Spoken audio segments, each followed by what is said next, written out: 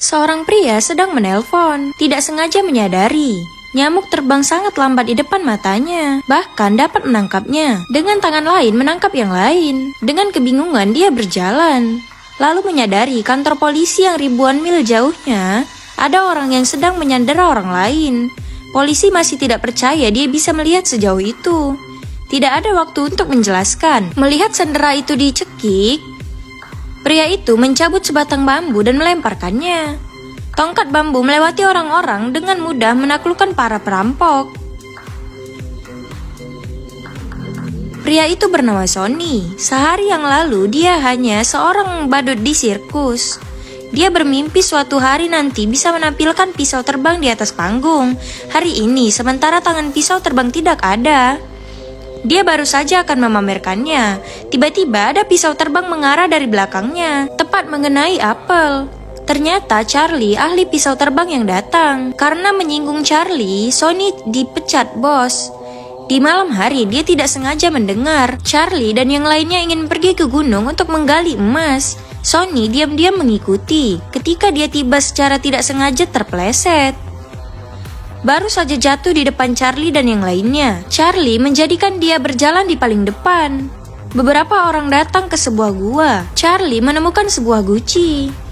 Karena takut berbahaya, biarkan Sonny yang buka. Sonny membukanya.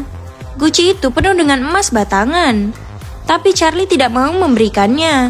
Chang Wei mengedipkan mata pada adiknya. Si adik membawa Sonny ke tempat yang sepi, bersiap membunuhnya diam-diam.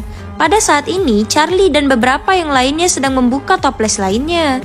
Akibatnya, salah satu sedang memuntahkan gas racun. Semua orang muntah, bahkan Sonny juga sesak nafas. Selama perselisihan, adik Charlie terjatuh. Sonny secara tidak sengaja jatuh ke dalam terowongan. Jatuh ke genangan air dan gas ini. Ini sebenarnya adalah gas beracun yang dikembangkan di Jepang. Bisa membuat orang menjadi kuat. Tapi ada juga efek sampingnya. Sementara tentara Jepang masih berkembang, Perang Dunia II berakhir. Laboratorium biokimia Jepang dibom oleh Inggris. Ketika Sonny keluar dari gua itu, pingsan dan jatuh di atas kapal. Ketika kru menemukannya, mengira dia terkena penyakit menular, lalu melemparkannya ke laut. Saat tersadar kembali, Sonny membengkak seperti roti. Untungnya bertemu dengan reporter yang baik hati, bersedia mengantarkannya pulang.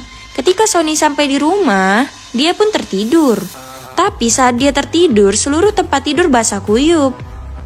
Sonny dengan cepat kilat kurus kembali. Dan saat Sonny bangun, Sonny kembali normal. Ini adalah adegan pembukanya. Dia bisa merasakan nyamuk terbang. Dapat menangkap nyamuk dengan tangan kosong. Ketika dia bingung, kebetulan bertemu dengan orang-orang yang disandera. Sonny berjuang untuk menyelamatkan wanita itu. Polisi mengira itu adalah penembak jitu di luar. Setelah ditelusuri, baru diketahui itu tongkat bambu.